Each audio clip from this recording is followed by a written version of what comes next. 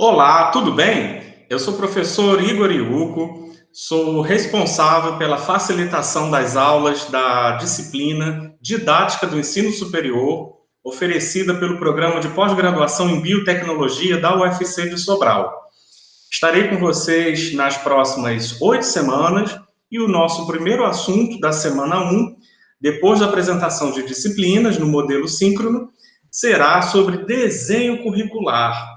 Será que a gente tem uma ideia de como é que se constrói, né, os currículos, como é que se configura a formulação de uma disciplina, como é que as instituições de ensino superior elas se arrumam, né? Elas se organizam, como que seria esse fluxo, né? Será que existem leis, normas que nós, professores ou docentes futuros da área de saúde e informação, tem que saber, né? Tem que se familiarizar? Então, esse nosso estudo inicial seria justamente a gente ter essa visão macro, né, do delineamento de como que se daria a educação superior, tá certo? Então, eu coloquei um material para que vocês assim consultem de forma assíncrona, que vai ser, em parte, reproduzido aqui, para a gente dialogar, né? E as dúvidas decorrentes dessa interlocução serão tiradas no nosso momento síncrono na semana que vem, tá certo? Como eu provavelmente vou explicar para vocês, a gente sempre vai estar com um conteúdo assíncrono e com um conteúdo síncrono, né, de tirada de dúvidas, né, de plantão de dúvidas na semana subsequente, tá bom? Então, vamos lá, vamos comigo começar essa viagem. A gente vai falar, né, nesse primeiro momento, sobre o desenho curricular, né? Então, nada mais apropriado do que essa imagem de chamada, porque que eu gosto pessoalmente muito, que mostra que assim o desenho curricular ele é construído a várias mãos. Eu não tenho apenas, né, um único dirigente institucional, um único gestor que pensa, não, eu vou fazer um determinado curso com esta modelagem. Não, tudo é um trabalho de construção, né? Tudo envolve, né, a dinamização de várias cabeças, o que faz com que cada região do país possa ter uma construção diferente, né? São pessoas diferentes, formações diferentes, logicamente a gente vai ter diferenças.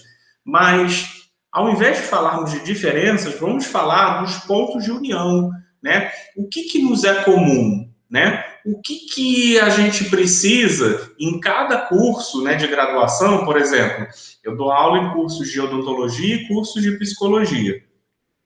O que é que o curso de odontologia de Sobral vai ter a ver com o curso de odontologia lá do Tocantins? O que vai ter com o curso de odontologia lá do Rio de Janeiro, certo? Então, por isso, a gente não pode deixar de abordar algumas diretrizes curriculares. E o que são as diretrizes curriculares, né? São espécies de apontamentos, de caminhos que nós, né, docentes, imbuídos de uma instituição de ensino superior, deveremos trilhar, deveremos conduzir, né? Então, as diretrizes não são normas assim tão rígidas, né? Mas são elementos constitutivos mínimos que devem existir em todos os cursos para garantir a qualidade do ensino, né? A normalização desse ensino no plano diretivo nacional, certo? Então, as diretrizes curriculares, elas são mais amplas e talvez isso acabe suscitando muitas dúvidas, né? Especialmente nesse momento atual que a gente está passando da pandemia. Será que uma deliberação do MEC, INEP, que fala sobre esse ou aquele aspecto, né, decorrente da pandemia, vai cair precisamente dentro da minha realidade? Será que eu vou ter que adaptar dentro da minha realidade, mas não tendendo a burlar a diretriz nacional, certo? Então, é importante a gente ver que o ensino superior no Brasil apresenta particularidades, ok, mas a gente tem que ver o que nos une, né? Quais são as normas comuns, as diretrizes que vão ajudar a homogeneizar o ensino no plano nacional, né? Ah, mas de repente eu faço parte de uma instituição que ainda está longe de atingir essas diretrizes curriculares. Bom, se a sua instituição está aberta, fato que ela cumpre o mínimo das diretrizes curriculares. Embora às vezes você não possa ver exatamente em completude se atingir todos os parâmetros das diretrizes, mas já são caminhos que fazem com que você, como docente, e os seus gestores, né, em hierarquias superiores, né, os coordenadores do curso, os diretores de centro, os reitores, assim possam trabalhar para almejar o cumprimento desses caminhos, tá ok? Vamos prosseguir? E aí eu venho com essa pergunta: o que vocês entendem como educação superior? Na sua opinião, reflita uns 10 segundinhos. O que seria, para você, a finalidade do ensino superior?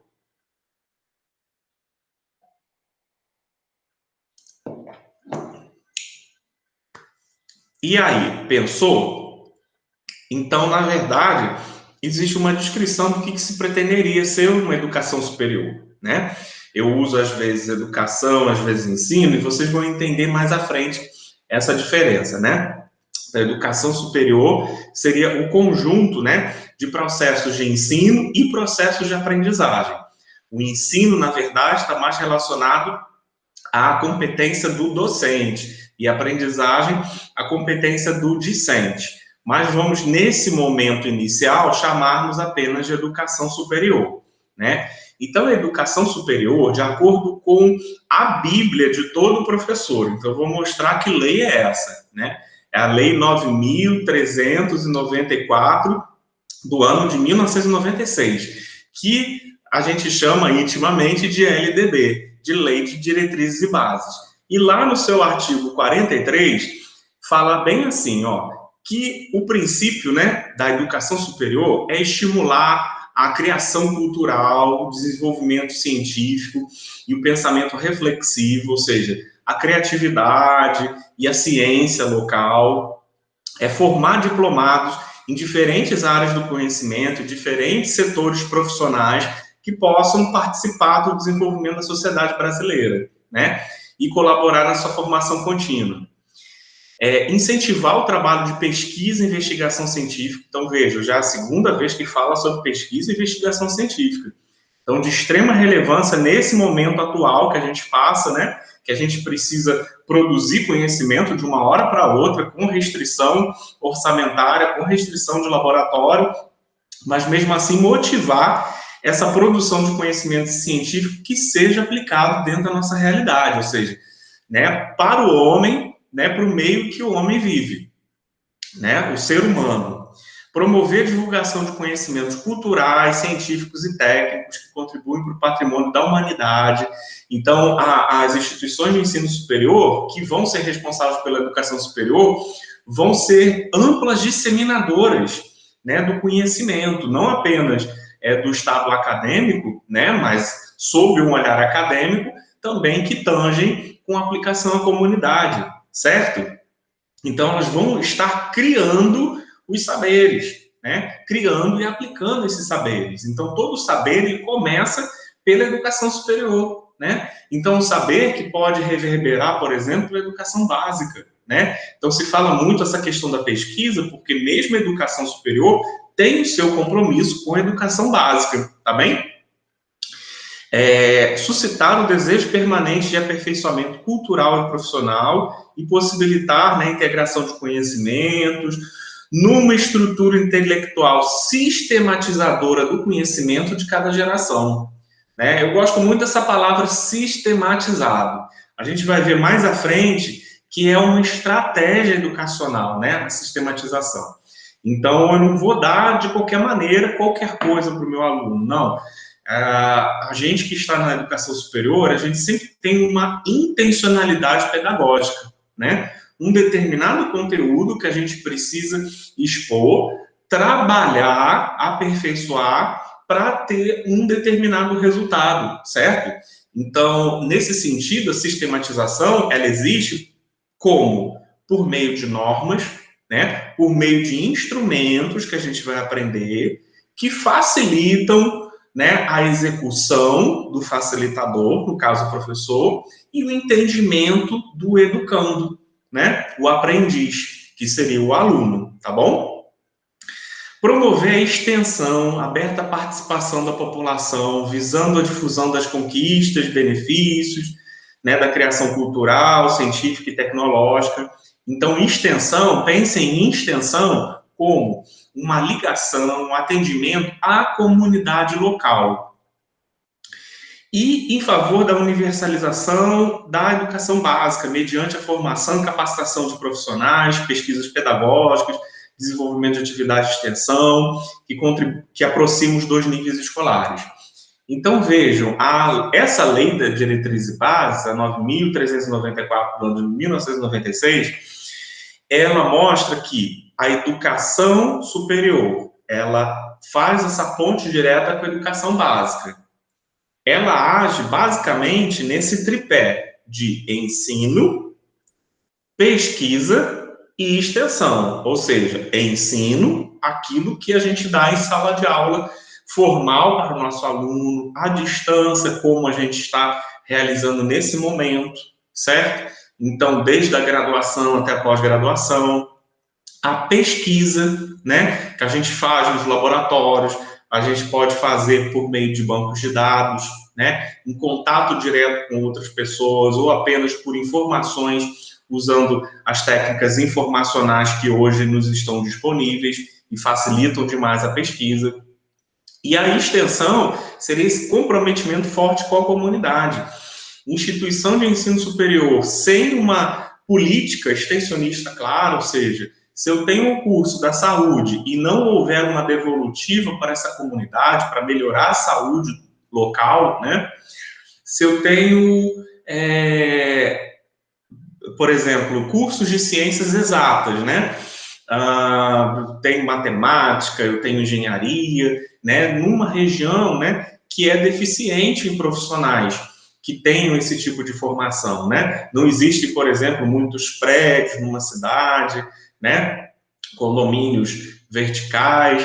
Então, eu posso estar o quê? Polarizando numa determinada região o crescimento, a melhoria, a transformação dessa região, porque eu estou abastecendo, formando e abastecendo de profissionais requeridos nessa região, né? Então, tem uma importância muito grande essa interação comunitária, né, por meio de empresas júniores, né, que a instituição de ensino superior vai mediando, preparando esses profissionais para entrar no mercado de trabalho e culminando na essência que é a educação superior. Se vocês me perguntarem, né, agora, com todo o direito de feedback, como eu perguntei para vocês o que é educação superior, vocês perguntaram, professor Igor, o que é educação superior para você? Eu diria de uma forma muito simples, é a transformação local, né, de um determinado espaço geográfico, né? Então, a transformação, a educação superior, ela tem um princípio transformador de uma realidade, chamada de loco regional, porque a gente não fala somente do município, um estado local. A gente, em Sobral, por exemplo, vê que muita gente, muitos dos nossos alunos, provêm de outras municipalidades, né? São cidades adstritas. Logo, o impacto da educação superior não é apenas local, numa só cidade, é loco regional, né? Então, a educação superior, ela tem esse poder de transformar a realidade loco regional de um determinado espaço do país, certo? Às vezes, dada a interação daquela instituição, pode haver uma ponte, né, de espelhamento até nacional, né? Vocês até veem, por exemplo, né, pesquisas que falam sobre educação de Sobral, né, que é como se fosse um exemplo, né, no panorama nacional. Estamos falando da educação básica, certo? Mas também com estudos da educação superior que alimentam a educação básica, que falam sobre o uso de metodologias ativas, que criam conhecimento, que acaba abastecendo a educação básica, e aí ela tem boas experiências com isso, certo? Então, a gente vai ter tempo para a gente poder falar sobre metodologias de ensino, sobre planejamento, sobre avaliação, ou seja, todo um contexto que é discutido na educação superior e acaba embasando as práticas da educação básica, certo? Então, deu para entender, gente? Então, a gente precisa conhecer mais ou menos um fluxo, né, de funcionamento da educação superior. Deixa eu tomar um golinho de café até para me inspirar mais. Então, eu gosto muito desse slide porque ele sumariza bastante algumas coisas que nós, docentes do ensino superior, precisamos saber, tá? Então, tem algumas siglas que vão sempre estar acompanhando a gente. Então, acompanhe comigo. Eu vou estar falando primeiro de um nível macro organizacional para depois um nível micro organizacional. Percebem que aqui à esquerda eu coloquei de forma bem estratégica que existem instrumentos de organização educacional no Brasil que têm a sua orientação desde um nível, né, um estágio governamental, ou seja, um controle, algumas diretrizes, né, que saem por meio do Ministério da Educação. Num nível menor, né, ou seja, o governo, né, brasileiro, né, que acaba dando uma cobertura por alguns elementos constitutivos, que a gente já vai falar, existe o nível institucional, ou seja, a instituição da UFC, a instituição da UVA, a instituição do Uninta, a instituição do Luciano Feijão, certo? Então, as IES, as instituições de ensino superior, usando como exemplo a nossa, né, da Universidade Federal do Ceará, né, também vão ter instrumentos específicos, né? No nível menor, né, a gente teria o quê? O docente, né, ajudando a planejar a execução, né, de tudo que é necessário para a viabilização da educação superior, de um determinado programa educacional, então vamos chamar de programa educacional, depois a gente vai ver melhor o que é isso. Então, o docente, né, seria o lado do ensino da educação superior. Temos o discente, que ele também atuaria de forma regulatória. Mas o discente de forma regulatória, o discente não tem que só fazer de prova passar de ano? Não é bem assim, certo? Então, o discente ele também é bem importante dentro desse processo, a gente vai ver, tá? Então, também é um instrumento, é um feedback importantíssimo que a gente tem que considerar, tá certo? E a comunidade, né? Então, a comunidade, ela também faz parte, né? Ela demanda de atenção da universidade para que uma determinada realidade ruim, né, seja modificada. Pode ser uma realidade sanitária, por exemplo, né? Às vezes não tem esgoto, né, numa determinada região. Uma professora, amiga minha, dá aula lá na UFRN de Caicó, né? E ela fala, Igor, tem uma deficiência horrenda de esgoto, né?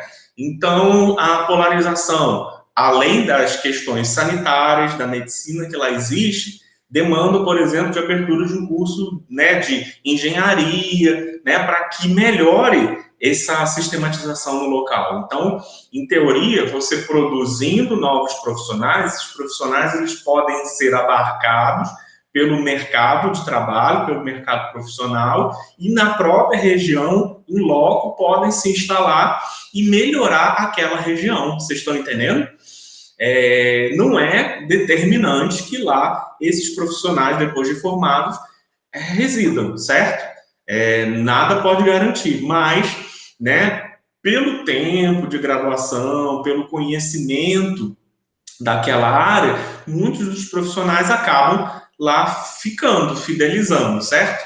Então, é uma política, né, de estímulo, né? Muitas vezes não se tem como garantir, né, a fixação desses profissionais no futuro, mas já é uma estimulação, certo? Então, dados esses níveis, como são esses instrumentos? Vamos lá. LDB. LDB é a sigla da Lei de Diretrizes e Bases, né, da Educação Nacional.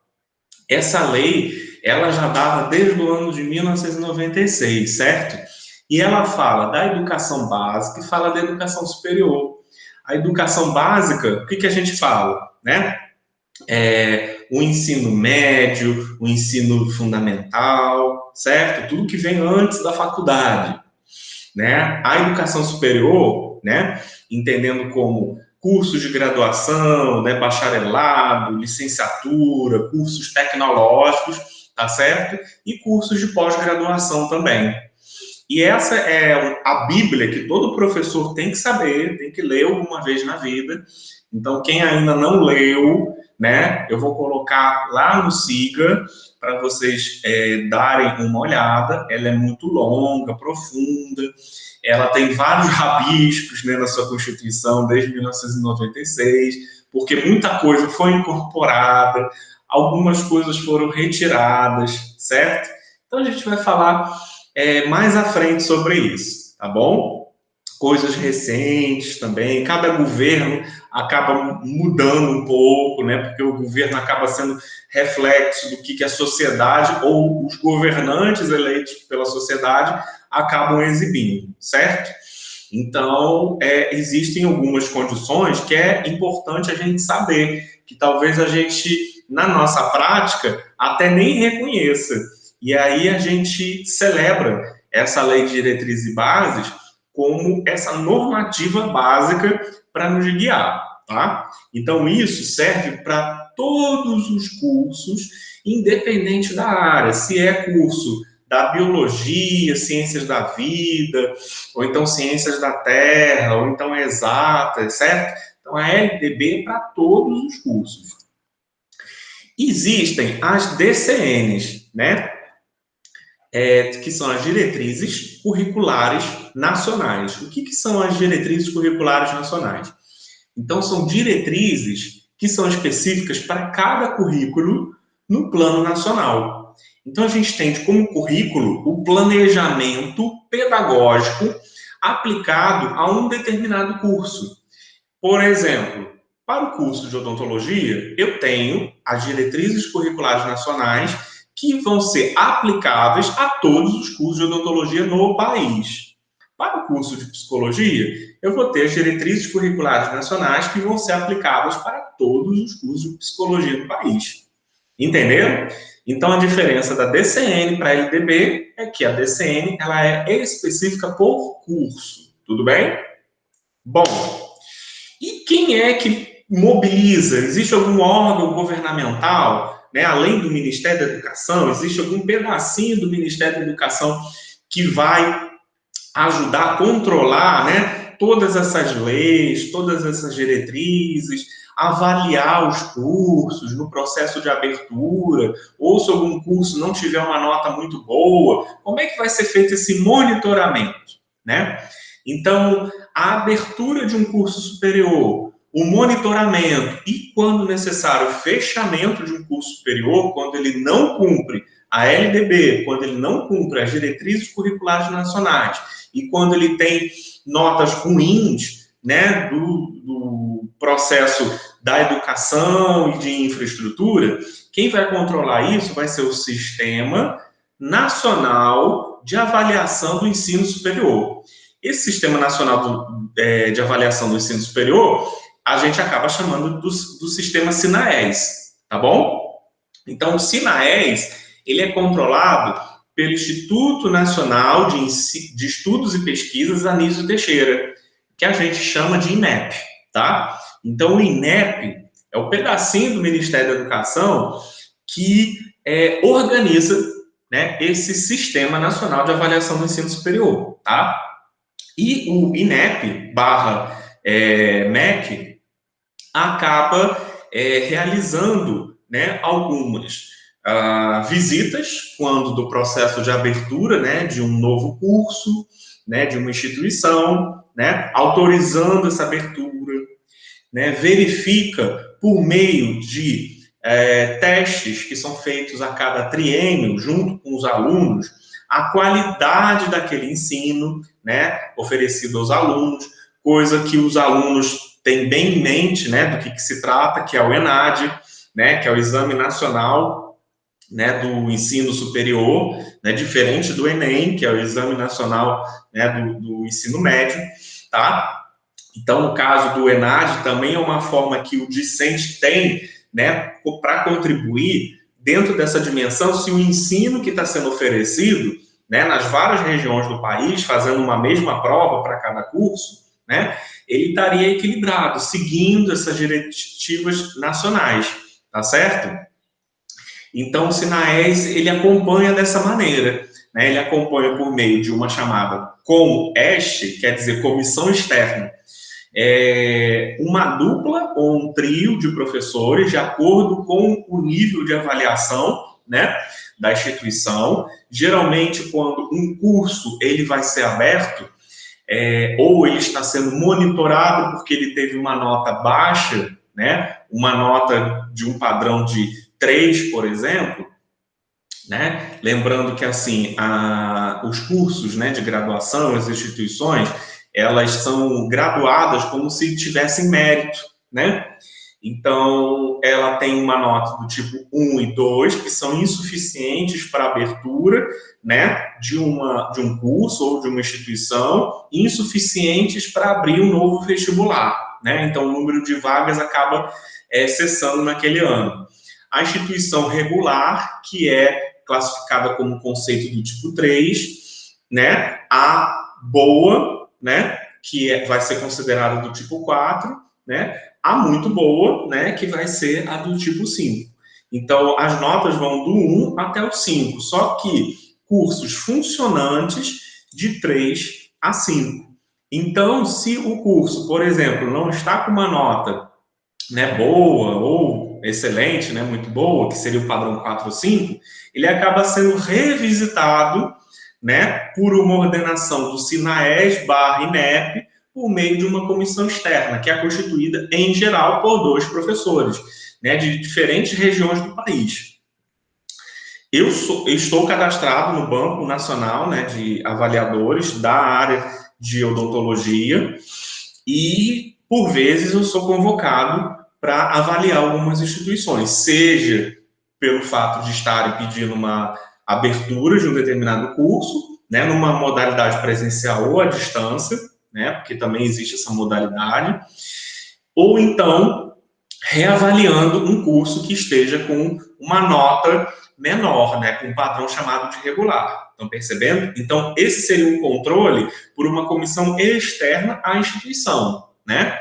Mas a instituição, ela tem uma forma interna de estar vendo se o seu processo conjugado está de acordo, né, aos requerimentos nacionais, por meio de uma comissão própria de avaliação. Então, o SINAES é baseado numa comissão externa de professores que não tem relação nenhuma com a instituição que está sendo avaliada, a comissão própria de avaliação, aonde professores e gestores que fazem parte da instituição estão compondo, fazendo, por exemplo, aqueles formulários que todo semestre, né, algumas perguntas são direcionadas nos sistemas acadêmicos, né, no ambiente virtual. Prezado aluno, é hora de participar da avaliação institucional, né? Diga aqui o que você achou da disciplina, né? A disciplina, tal. Aí sobre o comprometimento lá do docente, sobre as condições de infraestrutura, sobre as condições da instituição. Vocês estão entendendo? Então, essas perguntas que são respondidas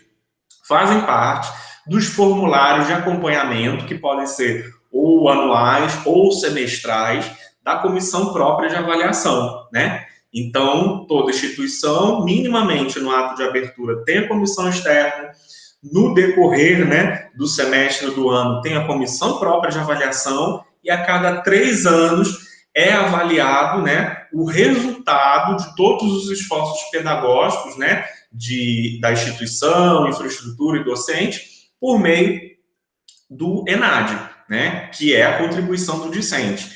Então, é muito importante que o discente tenha essa visão, que nós, professores, passemos isso, né, que eles são, assim, obrigados, né, a participar, né, uma vez selecionada a turma e exatamente quais os alunos, porque isso tem um impacto, né, no processo do curso, e o curso impacta na qualidade da instituição também, né? Então, nós, professores, temos que realmente mostrar a importância daquele aluno de estar colaborando com a continuidade do bom nome da instituição, certo? Então, por vezes, né, às vezes questões políticas, a turma não quer participar, né, de um ENAD, né, então isso é uma pena, né? Então, não pode haver um retrocesso dentro desse processo avaliativo, no sentido, assim, do aluno de se vingar da instituição, tipo, eu não gostei da instituição, então eu vou zerar, né?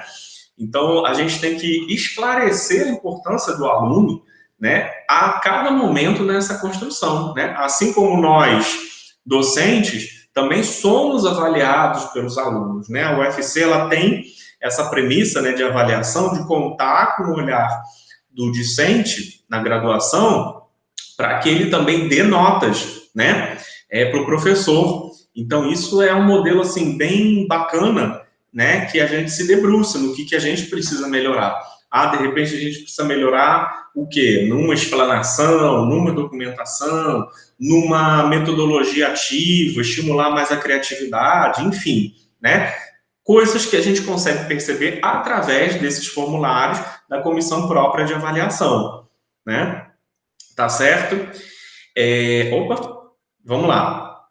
Mas, no nível institucional, como são os instrumentos para essa organização do curso, né? Então, cada curso tem um projeto político-pedagógico de curso. Então, cada curso de graduação assim tem. Às vezes, alguns cursos de áreas correlatas, tipo de áreas de saúde, têm um pouco parecido esses projetos pedagógicos, mas, basicamente, mostram todas as atividades de ensino, pesquisa, extensão, atividades complementares, tá certo? Existe também um regimento interno. O que é esse regimento interno? São normas internas que cada curso tem, por exemplo, cursos que têm clínica, cursos da área de saúde, né? Professor e aluno tem que estar de jaleco, tem que estar com equipamento de proteção individual, né? Pode fazer isso dessa forma, não pode fazer isso dessa outra forma, né? Em considerações às normas sanitárias. Então, apenas tendo esse exemplo, né? O regimento interno seria mais ou menos um protocolo operacional padrão, né, do que a gente poderia ou não poderia fazer, certo? Esses regimentos internos existem nos cursos de graduação, existem nos cursos de pós-graduação. Vocês da biotecnologia podem conferir lá no site, né? Tem-se o regimento interno, que explica desde o momento do ingresso de vocês, como que vocês são ingressos ao programa por meio de editais públicos e tudo mais, os critérios de orientação, né? As disciplinas obrigatórias, facultativas que vocês vão realizar, né? Períodos, né, de atividades que são chamadas de componentes curriculares, mas tem um teor obrigatório também, como estágio de docência, né, como a proficiência, que vocês precisam cumprir, né, para finalização do curso, certo? Além de disciplina obrigatória e facultativa. Então, todas essas regrinhas estão contidas no regimento interno. No PPC é uma forma um pouco mais ampla, né, filosófica, de se conseguir chegar aos ideais pressupostos pela LDB e pelas diretrizes curriculares nacionais do curso em si, tá certo? E dando uma ideia também de inserção no mercado profissional, que é o que o PPC traz, tá certo? Então, todo o PPC, ele é bem robusto em termos do que se espera formar, o tipo de profissional que você espera formar, né, colocar na sociedade, ajudar, né, em que níveis da sociedade, tá bom? O docente, basicamente, ele ajuda, né, com um instrumento preciosíssimo que é o plano de ensino, que a gente vai falar mais à frente. Ele também pode ser chamado de plano de aprendizagem ou plano de ensino-aprendizagem, né? Mas, comumente, né, ele é chamado, nas últimas décadas, né, em prevalência, como plano de ensino, né? Eu não gosto muito de falar só sobre o plano de ensino, porque advoga um pouco a ideia só do docente, né? E uma imutabilidade do plano de ensino. Ele pode até ter algumas adaptações, desde que haja alguma necessidade externa ou pactuada nesse sentido, né? Então, vocês vão entender melhor, mas gravem que existe o plano de ensino Em alguns casos, isso é mais comum no caso da educação superior, né, pós-graduação, né, do tipo lato sensu, que a gente vê os planos de aula, né, que muitas pós-graduações, às vezes, funcionam em regimes modulares, né, uma vez a cada mês, e a cada mês um professor diferente, né, com uma experiência diferente. Então, cabe aí, nesse caso, para os alunos não se perderem dentro de um contexto, né, e terem uma espécie de GPS, né, que vai guiar os seus estudos, as suas práticas, apresentar minimamente um plano de aula, que é uma versão um pouquinho mais sumarizada do que a gente pretenderia do plano de ensino. O plano de ensino é semestral, tá, gente? Então, guardem isso aí. Plano de ensino, né, ele acaba sendo semestral. O plano da disciplina, né, também pode ser chamado como plano de disciplina. E a comunidade, né? A gente falou que o discente ele atua também aqui no ENAD, a gente já explicou. E a comunidade, por meio o quê? De ouvidoria, né? Então, se um paciente ele tem um elogio para poder fazer, poxa, eu fui muito bem atendido aqui nessa clínica, gostaria de manifestar aqui o meu gosto, né? Para estimular mesmo o setor. Ou então, puxa vida, eu não achei que foi muito bacana aqui esse atendimento hoje, demorou, eu estava com o horário marcado, né, às 7h30 da manhã, e aí eu só fui atendido às 11 horas da manhã, né? Puxa vida, né? Não gostaria de passar isso de novo. Então, você tem todo o direito, a instituição ela tem que também ouvir, né, esse paciente, que não precisa necessariamente se mostrar, né? Então pode ser de forma anônima, né? Tem que ter formas anônimas, às vezes, de uma urna, né? Com um depósito, uma sugestão, uma crítica, né? Algum meio assim de se avaliar. E aí esse setor de ouvidoria vai apurar isso, ver se realmente aquilo que foi falado, né? Por um usuário, por exemplo, né? Da comunidade, estaria condizente com a realidade e necessitaria, né, motivaria uma transformação daquele nível organizacional. Vocês estão entendendo? Então, existem esses diferentes instrumentos que existem, né, eles são praticáveis, né, em todas as instituições, né, e aquelas que não fazem muito uso, né, de um ou de outro, precisam realmente se debruçar para melhorar o quê? A sua qualidade. Então, vejam que a qualidade de ensino para o discente, de condições também para o trabalho do docente, né? De rankings institucionais, né? Para que a instituição assim consiga ter projeções, impactos, né? De ordem científica, tecnológica, e ajudando a educação básica, e não menos importante para o usuário, para essa comunidade, porque a educação ela prima por ter esse teor transformador loco-regional, tudo bem? Bom, gente, existem algumas diferenças formais entre instituições de ensino superior que têm tamanhos ou complexidades diferentes, né? Então, eu vou usar aqui 3 exemplos próximos da nossa realidade, aqui do município de Sobral, tá bom? Mas existem muitas outras instituições que poderiam se enquadrar nesses modelos. Não existe condição melhor ou pior. Então, eu vou apresentar de acordo com níveis de complexidade, aí vocês vão entender o porquê que uma instituição é chamada de faculdade, usando como exemplo, né, a Faculdade Luciano Feijão, é chamada de centro universitário, né, que antes era conhecido como faculdade, né, do INTA, e agora é o NINTA. O que mudou? Por que mudou esse nome? Certo? Então, vamos entender. E a universidade, tá? Então, nenhuma instituição, ó, brota universidade. Vocês vão entender o porquê, né? Então, são níveis, na verdade, hierárquicos, têm relação direta com o seu corpo docente, né? E com a contratualização também desse corpo docente. Vocês já vão entender.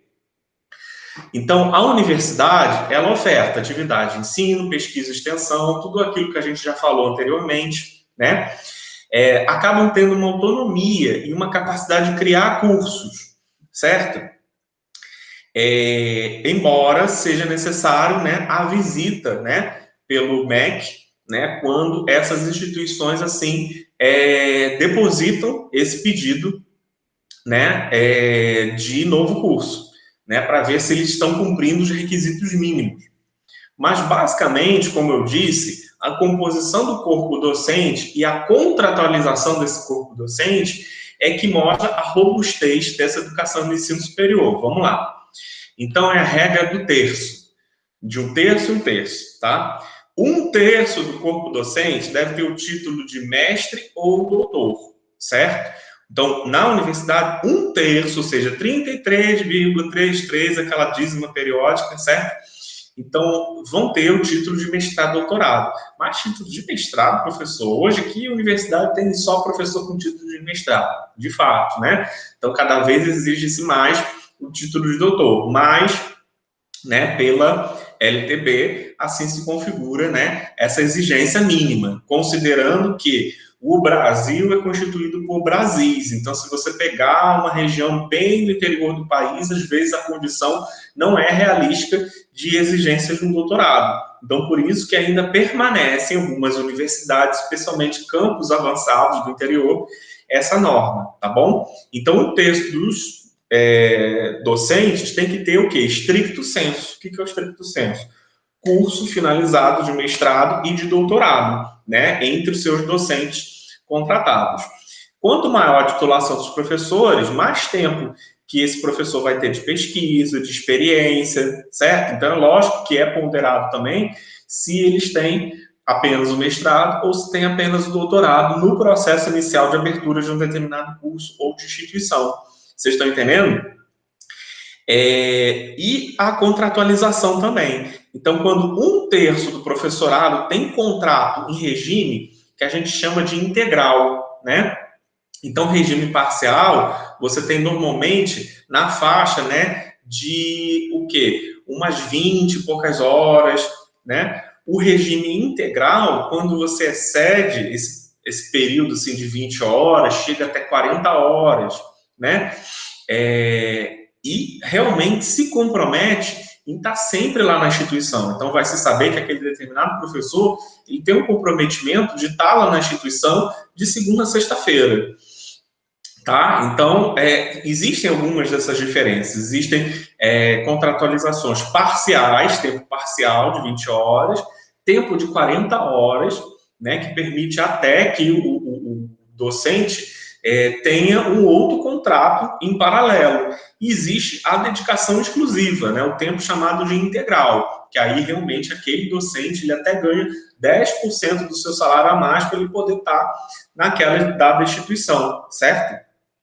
Então, são essas diferenças entre um tempo integral, próximo de 40 horas, um tempo parcial, né, próximo de 20 horas, e um modelo que é chamado de horista, né, que não é, né, em maioria, né, das instituições públicas empregado, mas ele é muito comum, por exemplo, nas instituições privadas.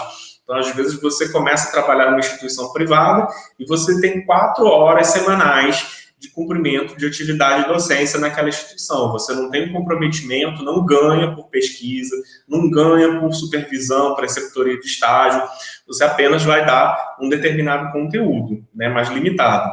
Então, dentro do entendimento geral, quanto mais tempo você tiver aquele profissional da educação superior fidelizado à instituição, você vai ter possibilidade de ter projetos de iniciação científica, projetos de extensão, né, atividade de monitoria que devem ser supervisionadas pelos docentes, ou seja, você vai ter a garantia do tripé, ensino, pesquisa e extensão ser objetivado, né?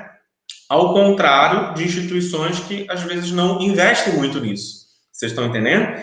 Então, tanto a questão da contratualização quanto a questão da qualificação dos professores. Então, a regra da universidade é o quê? De um terço, um terço.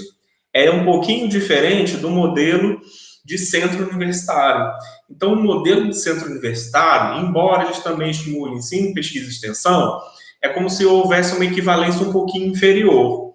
Eles ainda seguem a regra do terço do corpo docente com mestrado e doutorado. Até aí não tem diferença para a universidade. Então está quase chegando à universidade. O que falta para ser universidade? Falta o seguinte, a contratualização, a fidelização de um corpo docente. Então, a regra anterior era o quê? De 1/3, 1/3. Essa regra do centro universitário é a regra de 1/3 e 1/5. Ou seja, pelo menos 1/5 dos professores acaba sendo contratado em regime de tempo integral. Então, 1/3 seria 33,3%. Aqui, no centro universitário, quer dizer que o centro universitário ele ainda não atingiu os 33,3%. Ele tem pelo menos o quê? 1/5, né, de 100% seria o quê? O 20%. Então, está entre 20% e 33,33% a equivalência de docentes contratualizados em tempo integral, certo? Então, quer dizer que entre 1/5 e 1/3 da instituição tem professores que estão contratados em tempo integral. Então, está quase chegando à universidade, mas ainda não está dentro desse ranking.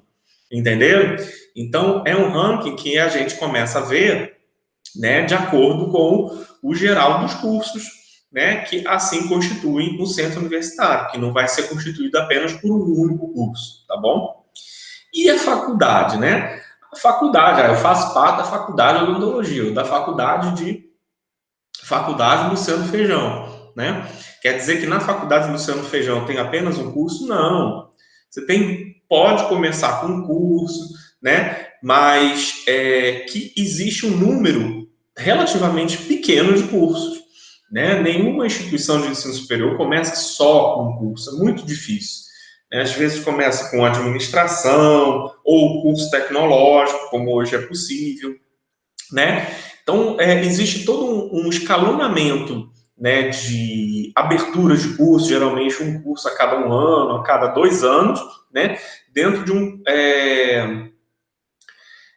projeto de desenvolvimento institucional, né, que é um outro instrumento que a gente não falou anteriormente, né, que é um plano de desenvolvimento da instituição. Então, quando uma instituição ela começa, especialmente de entidades privadas, ela precisa, né, ter uma previsibilidade e uma solidez de contas, né, para que ela possa estar tateando a abertura anual ou bienal de um novo curso, né? E aí está realmente impactando naquela região.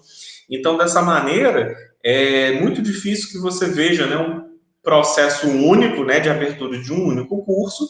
É comum que você veja, às vezes, vários pedidos de abertura. Eu já tive a oportunidade de estar numa região em São Paulo que dava até medo quando a gente via, né, pela potência da instituição, que tinham 4 pedidos de abertura de curso na mesma semana. Então, eu, como comissão externa do sistema INEP-SINAES, me encontrei junto com outros 3 cursos, né, num processo assim, de abertura, embora cada comissão tivesse trabalhado em separado, né, mas a gente se viu num bate-papo inicial com os dirigentes da instituição proponente, que houve concomitantemente essa solicitação múltipla para o sistema do INEP, MEC, SINAES. Vocês estão percebendo?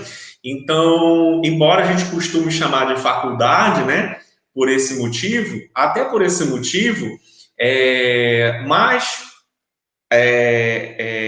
recentemente a gente tem utilizado apenas os cursos quando a gente manifesta uma intenção de se relacionar a uma determinada profissão. Então, eu sou professor da faculdade de odontologia? Não, eu sou professor do curso de odontologia, porque faculdade é uma dimensão maior, ela pode agregar mais cursos. Vou utilizar um exemplo, talvez vocês tenham ouvido lá em Fortaleza, a faculdade de odontologia, enfermagem, né, e farmácia, que é a FFOI. Vocês estão percebendo? Né? Então, uma faculdade que, na verdade, ela emergiu com esses 3 cursos.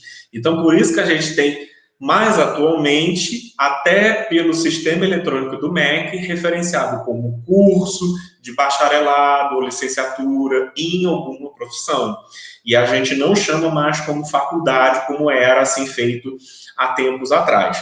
Mas qual é a diferença? Eu sigo a regra do terço na universidade, 1/3, 1/3, no centro universitário, 1/3, 1/5, e na faculdade. Na faculdade, eu tenho que ter, no mínimo, pós-graduação lato sensu, né? Então, eu não tenho que ter, obrigatoriamente,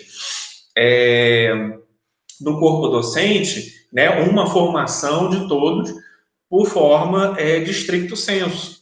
Ah, mas aí vocês podem perguntar, mas aí a qualidade pode cair, né, professor? Exatamente, pode cair a qualidade, né?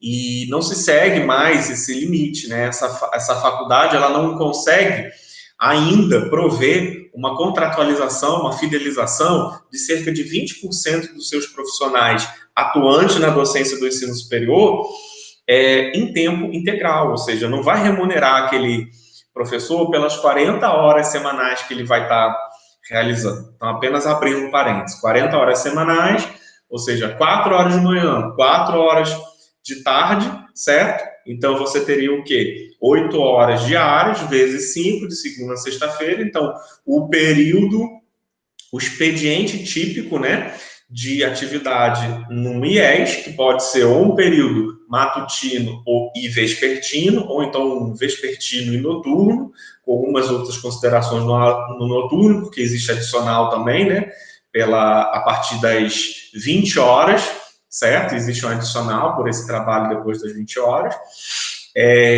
A gente teria as 40 horas semanais, que seriam equivalentes a um período integral. Então, são instituições que não chegam a esse limite, não chegam a 1/3, né, de stricto sensu, como nos modelos anteriores em termos formativos, e em termos de contratualização não chegam a 20%. Então, é quando são aquém ao que se espera do centro universitário. Vocês estão entendendo? Então, professor, mais do que uma questão assim de qualidade, às vezes é uma questão temporal. Por quê? Se eu tenho uma análise de uma instituição de 5 anos, né, como, né, às vezes algumas faculdades, e tenho uma instituição que já tem mais do que 50 anos, como da UVA, né? Então, eu não vou comparar 5 anos com 50 anos. Vocês estão entendendo? Tá? Mas muitas instituições, às vezes privadas, né, investem pesado em corpo docente bem qualificado, que tem stricto sensu, e aí logram o êxito de, em pouco tempo, migrarem de faculdade para o centro universitário, né, e de centro universitário migrando para a universidade à medida que outros cursos vão sendo criados também. Vocês entenderam basicamente essa diferença entre formação e contratualização dos docentes? Tá? Bom, essa daqui é a Lei 9.394 do ano de 1996. É a Bíblia de todo professor. É a Lei de Diretrizes e Bases da Educação Nacional. Quando eu falo de educação nacional, educação básica e educação superior, que é o nosso escopo, né? O nosso assunto básico de trâmite. Aqui eu estou mostrando para vocês como que se dá uma diretriz curricular nacional. Como eu disse, a diretriz curricular nacional ela é específica para cada curso. Vou usar aqui do curso de odontologia. A última diretriz curricular nacional do curso de odontologia data do ano de 2002. Velha, né, professor? Concordo. E está, né, para ser assinada uma nova diretriz curricular nacional para o curso de odontologia, assim como da medicina, enfermagem, né, especialmente eu falo da área de saúde porque é o que eu mais estou estudando. Mas, basicamente, essas diretrizes curriculares, elas fazem alguns apontamentos importantes. Então, elas basicamente falam o que se espera, né, de uma formação de um novo profissional da área de odontologia. Olha aqui como que o artigo de número 3 fala, né, de uma forma assim mais filosófica, ideal, certo? Mas olha como é que abre o nosso pensamento. O curso de graduação em odontologia tem como perfil do formando egresso profissional, né, um profissional com formação generalista, humanista, crítico, reflexivo, né, que está apto a tomar decisões, a trabalhar com a publicização de dados, né, a melhorar a qualidade de saúde local regional. Então, tudo isso que eu falei anteriormente, né, sobre essa capacidade transformadora da educação superior, ela acaba sendo contextualizada com cada profissão, né? Então, vamos pensar do médico. O médico, ele precisa ter um pensamento crítico, reflexivo, apto a novos desafios, apto a melhorar a qualidade de saúde local, certo? Porque durante a sua formação ele já vai melhorando aquela condição de saúde daquela determinada realidade, certo? Ele faz os estágios na atenção básica, ele faz os estágios na atenção secundária, na atenção terciária, que é no nível hospitalar, né? Então, tudo isso contribui para a formação, né? Então, cada especificidade de curso, em linhas gerais, acaba sendo orientada por meio dessa resolução. Algumas questões, como, por exemplo, tempos específicos, então, tempo de estágio. Será que o tempo de estágio não mereceria uma norma para ser falado tempo mínimo? Então, essa é a norma. É a DCN, Diretriz Curricular Nacional, que, por exemplo, nos cursos de odontologia, a gente acaba tendo uma determinada quantidade, né, de carga horária de extensão, de carga horária de estágio, né? A gente precisa cumprir hoje 10% da nossa carga horária em atividades de extensão para a comunidade. A gente precisa cumprir 20% da nossa carga horária de estágio, né, para que esse aluno ele tenha um bom desenvolvimento das suas habilidades, né, de procedimento. Vocês entendem? Então, essas especificidades, né, se o curso está cumprindo ou não no panorama nacional, é o que os membros da comissão externa averiguam se está sendo cumprido ou não. Se isso está descrito no seu projeto político-pedagógico do curso, no PPC do curso em questão. Estão percebendo o quanto é importante, além da lei máxima, essa DCN específica para cada um dos cursos, tá certo? A gente está no curso, a gente está falando de biotecnologia, né? Existem as DCNs para a biotecnologia, para o curso de graduação em biotecnologia, que é algo recente, também existem, certo? Então, o que se pretende da formação desse profissional? Vocês estão entendendo? Então, para que a gente tenha um curso aberto, a gente tem que ter essa diretiva, né, específica para esse curso, e a gente tem que ter critérios, né, com base nessas diretivas, aplicados àquele contexto loco-regional, que seria o projeto político-pedagógico desse curso.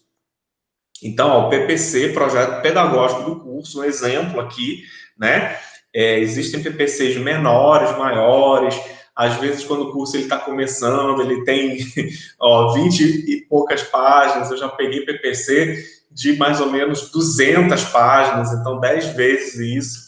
Então, isso vai muito de acordo com a maturidade, né? A necessidade de explicação, da necessidade de abrir-se um curso, né? De ter, né, uma capilaridade, né, de educandos para esse curso superior. Quando eu digo de capilaridade, por exemplo, se você tem numa determinada cidade muitas instituições de educação básica, mas você não tem uma instituição ou muita oferta de instituição de ensino superior.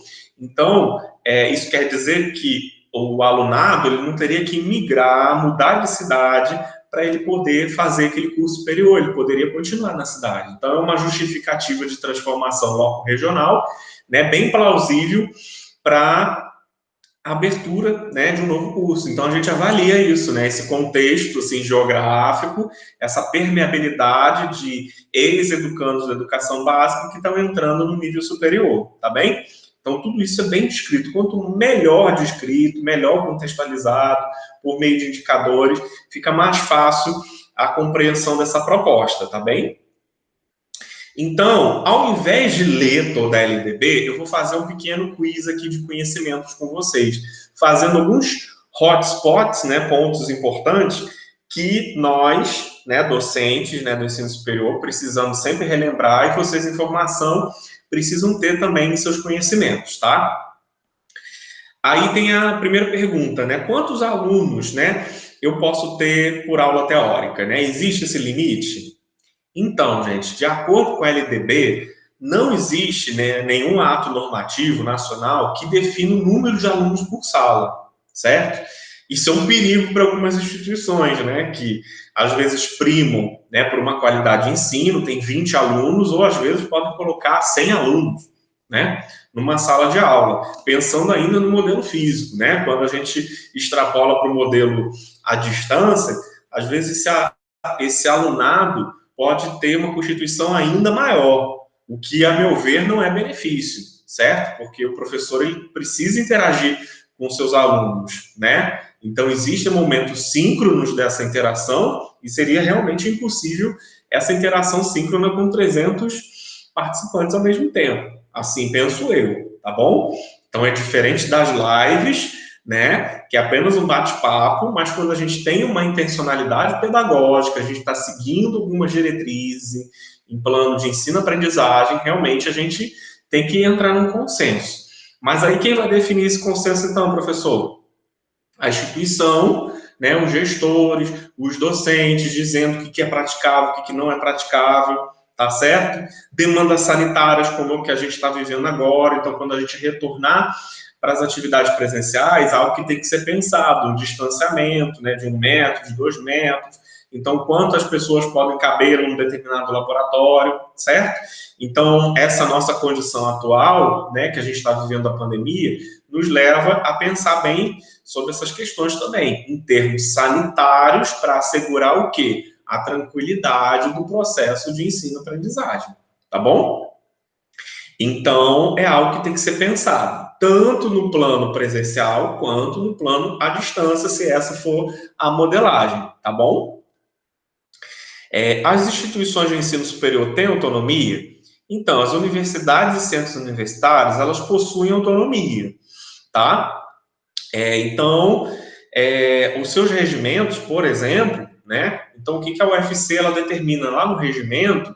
O Poder Federal não vai intervir, certo? Então, o regimento do programa de pós-graduação em biotecnologia, como é a realidade de vocês, alunos matriculados aqui nessa disciplina, vai ser modificado por quem? Vai ser modificado pela coordenadora, pelos professores, pela representação discente que vocês têm, certo? Porque vocês precisam ser ouvidos para ajudar a gente a construir e melhorar esse instrumento. Então, isso não precisa, por exemplo, ser enviado lá para Brasília. Então, quando a gente altera o regimento, a gente expõe como subunidade acadêmica para uma pró-reitoria de pesquisa e pós-graduação e termina por aí, né? Então, a gente tem essa autonomia, lógico, mas também adotando algumas outras deliberações que às vezes são úteis para constituir e atualizar esse nosso conjunto, né, de normas.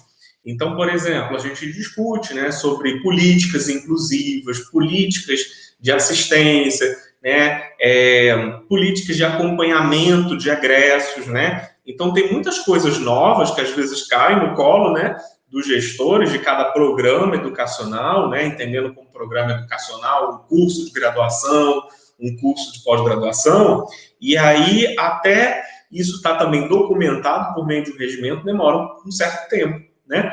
Mas só para vocês entenderem que essa autonomia não é assim, contratar o quanto quiser, fazer novas normas, né? É tudo avaliado de forma coerente, né? Ou seja, de acordo com a lei de diretrizes e bases, né? Quando se trata de um curso de graduação, de acordo com as diretrizes curriculares nacionais, de acordo com as novas normas que legitimizam, né, esse apoio ao graduando ou pós-graduando, tá certo?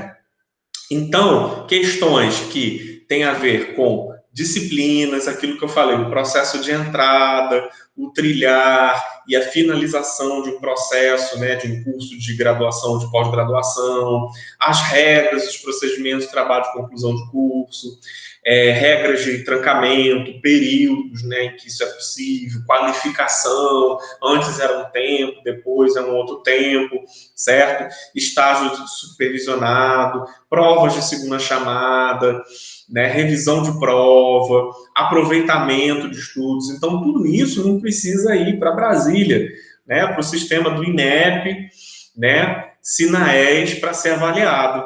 Vocês estão entendendo? Então, isso já pode ser automaticamente,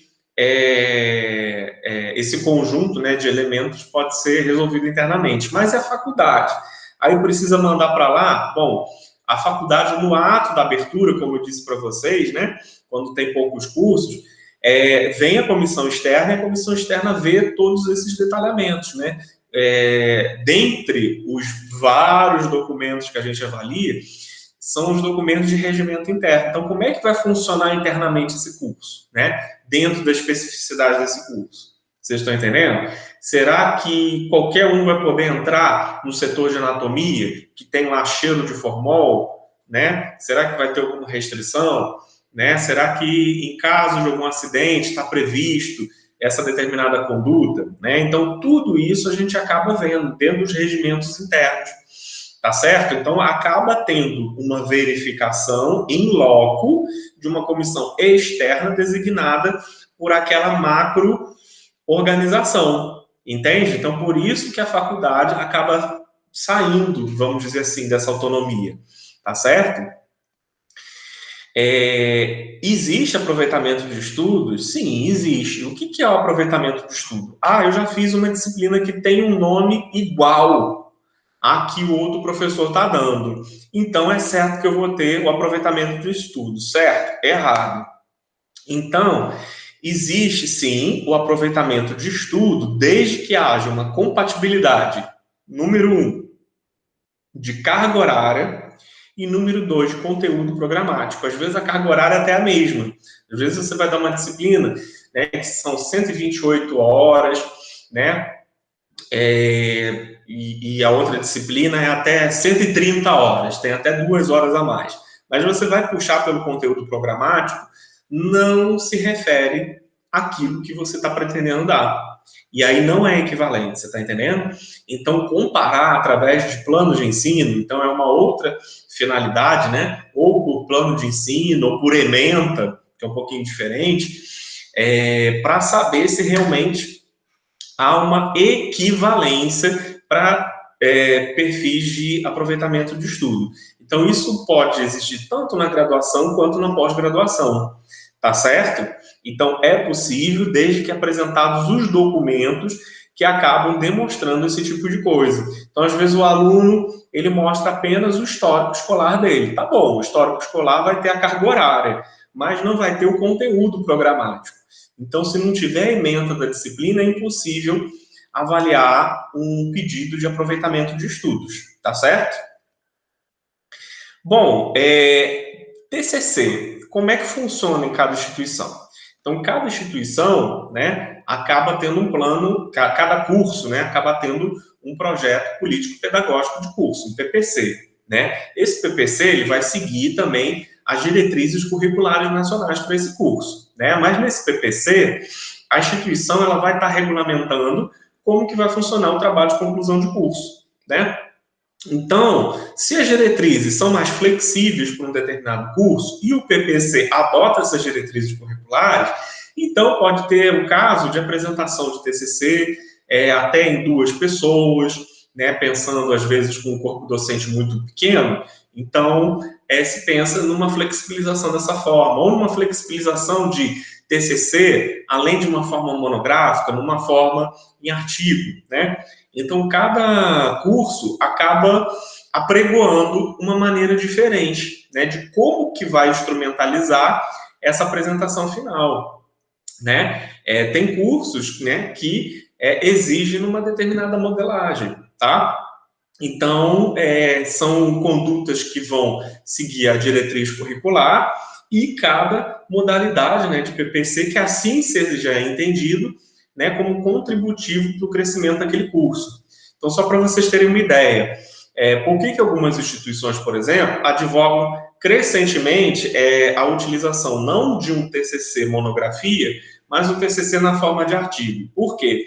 É um dos critérios de avaliação de ensino superior, que é uma conversa que a gente vai ter mais à frente. Então, um dos critérios se pergunta qual o número de publicações dos docentes que fazem parte do corpo docente nos últimos 3 anos. Né? Então, pensando que o docente ele vai publicar junto com aquele aluno orientando. Né? Então, se o MEC viesse avaliar aquela determinada instituição naquele ano, né, como que seria aquela nota? Você está entendendo? Então, se a nota da instituição baixar e uma necessidade da comissão externa vir averiguar o que está acontecendo nessa instituição, vai ser o momento de mostrar que aquela instituição está produzindo, né? Então, essa produção na forma de publicações científicas, na forma de artigo. Então, seria, às vezes, uma estratégia de algum curso pensar nessa modalidade. Mas cada curso acaba adotando a sua própria DCN e o seu próprio PPC. Tudo bem? O estágio é importantíssimo, a preparação do mercado de trabalho, né? Então, tem que se ter uma previsibilidade, né, sobre a prática de estágios, né, nas instituições. Então, a quantidade, né, de estágio, né, dentro da carga horária curricular varia bastante. Eu vou usar um exemplo aqui da odontologia. Então, na odontologia, 20%, né, do total, né, da carga horária do curso tem que ser de estágio. Então, por exemplo, na nossa DCN da odontologia, está lá escrito que o mínimo de carga horária de um curso de graduação em odontologia são 4.000 horas, né? São 4.000 horas. Então, se você dividir, por exemplo, né, 4.000 horas em 10 semestres, como é corriqueiro da gente observar hoje, né? Os cursos de odontologia no país, por meio dessas adequações de quantidades mínimas, de carga horária, subir um pouco ao longo dos últimos 20 anos, né? Então, eles colocam, né, 4.000 horas, o que seria equivalente, né, a mais ou menos, né, umas 800 horas assim por ano, né? Então, 800 vezes 5, ou seja, 10 semestres, um semestre a cada ano. Então, você teria mais ou menos, né, umas 800 horas por ano ou umas 400 horas por semestre. Então, a grade de horários, né, que hoje o aluno tem quando olha o seu semestre é por volta de umas 400 horas, né? E aí, essas 4.000 horas, se a gente for usar esse percentual de 20%, a gente equivaleria a ter o quê? Um cumprimento de 1.000 horas, dessas 4.000 horas, né? 3.000 horas de outras atividades de ensino e atividades complementares e 20%, ou seja, 1.000 horas dessas 4.000 horas destinadas a estágio, tá bom? Então, eu estou utilizando aqui como exemplo a odontologia. Então, pode ser que cursos da área de exatas não tenham exatamente esse mesmo percentual, tá certo? Que realmente eu desconheço por haver uma multiplicidade de condições. Eu conheço mais da área de saúde, que é o meu escopo, tá bom? Então, quando a gente avalia um curso, a gente avalia aquele curso que a gente foi formado, obviamente, né? Que a gente entende mais. Então, no meu caso, da odontologia. Bom, existe também uma descrição do que a gente chama de atividades complementares, que são aquelas atividades que cada curso tem estabelecido a sua métrica, qual que seria a sua carga horária, tá bom? Que geralmente varia entre 5% a 10% da carga horária total, né? Então, por exemplo, né, o curso de odontologia, né, de Sobral, ele tem uma média, né, de umas 250 horas, né, de carga horária. Me falhou até a memória, eu acho que são 250 horas que os alunos têm que cumprir, entre participação de eventos, atividade de extensão, monitoria, iniciação científica, certo? Então, um conjunto bem flexível de atividades que acabam totalizando cerca de 250 horas. Então, se a gente avaliar, né, por exemplo, 4.000 horas equivaleria a 100%, 400 horas equivaleria a 10%. Então, cerca de umas 200 horas, né, estaria equivalendo a 5%. Eu acho que são umas 250 horas, ou seja, equivale até uma carga horária maior, dimensiona até um pouquinho mais do que essas 5%, né, de carga horária total do curso pleiteado. Vocês estão percebendo? Então, essa carga horária aqui mínima, que é o que se observa de acordo com as regulamentações, né? Conselho Nacional de Educação, né? Conselho de Educação Superior, né?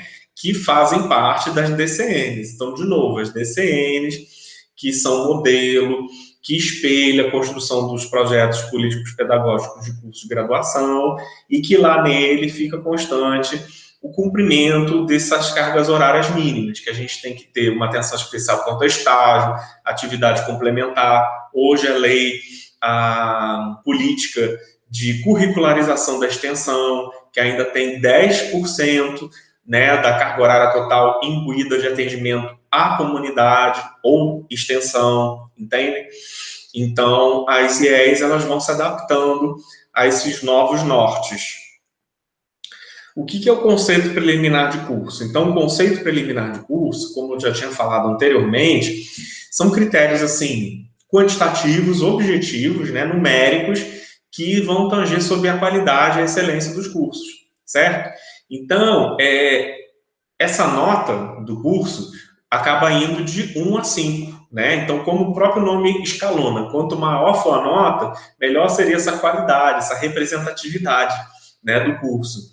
Então, cursos, né, que tem o conceito 3, são aqueles que atendem de forma regular para iniciar o funcionamento.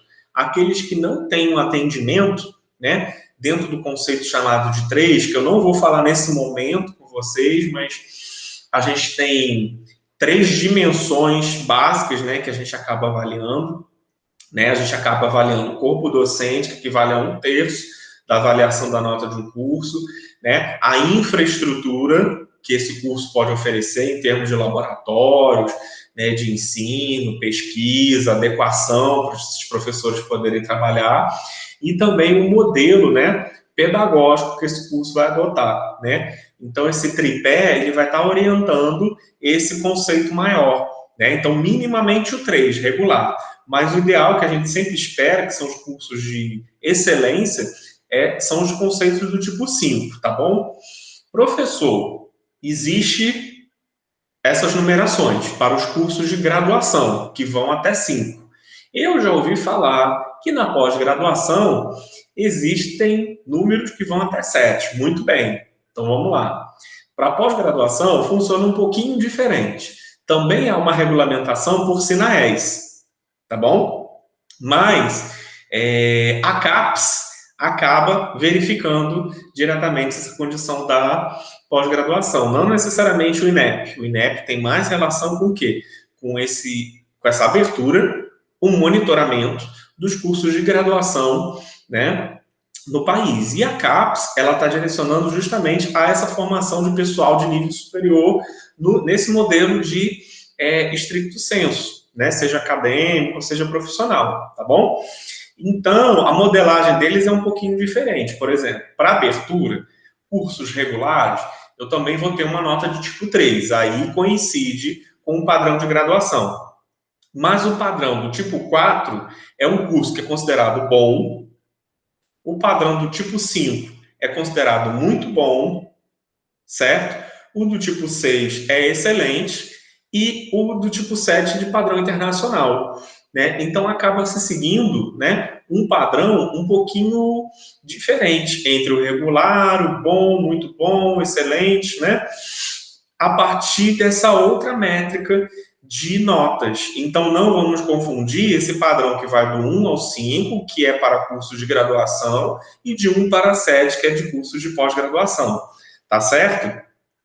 Então, basicamente, esses conceitos aqui a gente vai falar mais à frente. Eu já coloquei lá no Siga de vocês um instrumento de avaliação de cursos de graduação, seja na modalidade presencial ou à distância, que tem mais ou menos 50 e poucas perguntas, eu nunca lembro o número total, porque varia se você está avaliando um curso presencial ou um curso à distância. Vocês vão entender mais à frente, tá? Mas tem esses 3 domínios e é mais ou menos uma média de 50 e poucas perguntas que precisam ser respondidas quando a gente vai verificar no local esse determinado curso. Bom, minha instituição é obrigada a adotar políticas de cotas, certo? Não necessariamente. As universidades elas possuem autonomia para essa definição das políticas afirmativas. Então, é importante se ter essas políticas, né? Políticas que incluem, né, uma quantidade X, né, de percentual de alunos que vão ser provenientes da escola pública, que vão ter, né, alguma política afirmativa de acordo com etnia, condição racial, né, vulnerabilidade social. Então, como eu disse para os senhores, a universidade, né, a instituição de ensino superior, não necessariamente a universidade, né, mas a instituição de ensino superior, ela precisa transformar a realidade daquele local. E se a realidade daquele local, por exemplo, for adstrita, né, a uma região indígena? Compartilhando aqui um relato de experiência que eu tive, eu, durante 2 anos, fui coordenador de uma instituição no Tocantins, né, no Bico do Papagaio Tocantins, na cidade de Araguaína, né? Lá era relativamente próximo, né, cerca de 80 quilômetros, a uma comunidade indígena, né, uma tribo chamada dos Índios Apinagés, né, que era multicultural, era bilíngue, né? Então eles falavam a língua nativa e falavam a língua portuguesa também. E eles tinham problemas de saúde, né? E tinham que, de acordo com esses problemas de saúde, ou sair da comunidade, né, para serem atendidos de ordem médica, odontológica, né? Porque mesmo existindo um grupo, né, da FUNAI, que é da Secretaria de Saúde de Atenção Indígena, que é a chamada CESAI, às vezes faltava profissional para atender em loco nessas comunidades, né? Então, o desenvolver, né, de novos profissionais nessa região, que era carente de profissionais de odontologia, poderia o quê? Polarizar, né, essas pessoas que estariam disponíveis para acessar essas comunidades, certo? E da mesma maneira, alguns representantes dessas comunidades, né, em vias, né, de proteger os direitos do seu povo, né, geralmente os caciques, né, de ser oportunizado a esses representantes comunitários alguma mínima formação, né, em termos de um curso de informática, né, de alguma formação de nivelamento, né, que a instituição assim fornecia, né? Então, até mesmo entrada no ensino superior, né? Teve um caso de um indígena que acabou se formando em administração, né? Mas ele vai ter uma empresa, mas ele, se vai ter ou se não vai ter uma empresa, ele vai ter, assim, a cabeça, né, de uma administração comunitária que hoje é necessária em termos de que a gente sabe da biotecnologia, preservar a biodiversidade brasileira, às vezes algum bioativo importante que pode gerar uma renda, né? Comunidades quilombolas também do Tocantins trabalham com capim dourado, né, que é preservado pela lei da biodiversidade, pelo CIGEM. Então, olha o quanto importante é se pensar, por exemplo, uma reserva de vagas, às vezes para um derivado de uma comunidade indígena quilombola, que possa fomentar o quê? Alguma melhoria, um aspecto protetivo à comunidade base por meio da instituição de ensino superior. Vocês estão percebendo o quanto importante é a gente falar sobre essa política de cotas, né? Mas existem várias discussões, né? Por exemplo, na pós-graduação, quando a gente discutiu também sobre uma possível inclusão de política de cotas, a gente refletiu muito sobre isso, né? Há tempos atrás, eu tinha pedido para os alunos preencherem, né, como que eles se formaram, se de escola pública, de privada, porque poderia ter alguma vulnerabilidade socioeconômica, né, sobre cor da pele, de acordo com os critérios da CAPES, né, para a gente tentar detectar se haveria alguma necessidade disso, mas em conjunto, como os programas têm autonomia, né, que constituem a universidade, né, não era uma via de regra, então não houve ainda essa necessidade. Talvez no futuro a gente se debruce essa necessidade, né? Então tudo acaba sendo dependente da região que a gente está.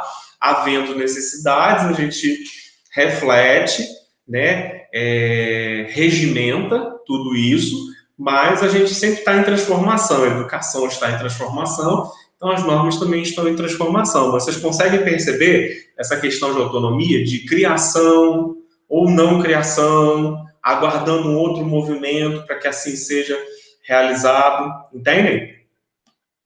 Bom, a gente já falou sobre a formação acadêmica, né? Ou seja, a formação é a contratualização.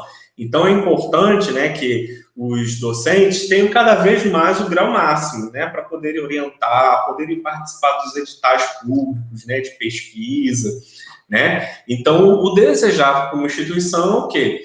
É ter todos os profissionais contratualizados em tempo integral, ou seja, aquelas 40 horas durante a semana, e terem uma formação já alçada no nível de doutorado.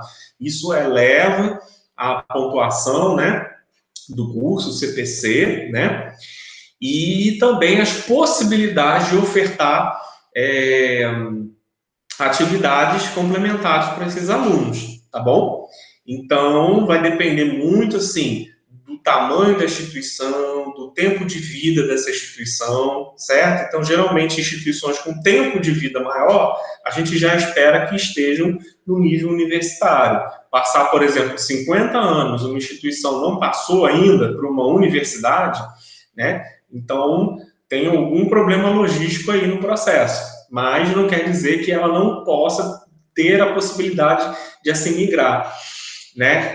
Eu já visitei a maior parte das instituições novas de abertura de odontologia, que eu não posso dizer o nome por questões éticas, mas em questões de regionalidade, ela se situa na região sudeste, né?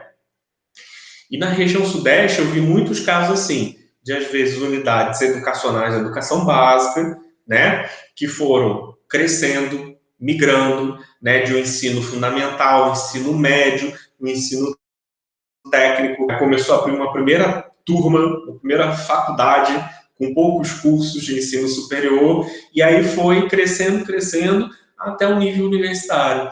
Então tem alguns casos assim de crescimento no país que é interessante, né, da gente ver como que a educação exige, né, esse crescimento e vai polarizando com o tempo, né, porque os alunos vão crescendo, aí eles vão fazer a universidade aonde, né, vão fazer a formação superior aonde. Então, é bem interessante a gente acompanhar, né, essa trajetória de vida. Às vezes, instituições com 80 anos, que começou lá no ensino básico, fundamental, e acabou migrando a ter cursos de estricto sensu de pós-graduação, tá certo? Então, as melhores notas, elas acabam também se referindo a tempo de vida. Não vamos acreditar que a instituição já nasceu com uma nota alta, ela já nasceu pronta, porque as coisas não se fazem dessa maneira, né? Tem vários elementos para garantir uma qualidade em uma instituição de ensino superior. Essa questão eu gosto muito, e é algo que a gente tem que ter em mente. Algo que talvez a gente não tenha em mente na nossa graduação. Algo que talvez, antes da nossa pós-graduação, né, de formação didática do ensino superior, a gente nunca parou para pensar, né? Mas que uma vez que a gente aprende, a gente tem que praticar. Então, de acordo, né, com a Lei de Diretrizes e Bases, né, se fala que não há abono de faltas, né? Com algumas exceções, certo?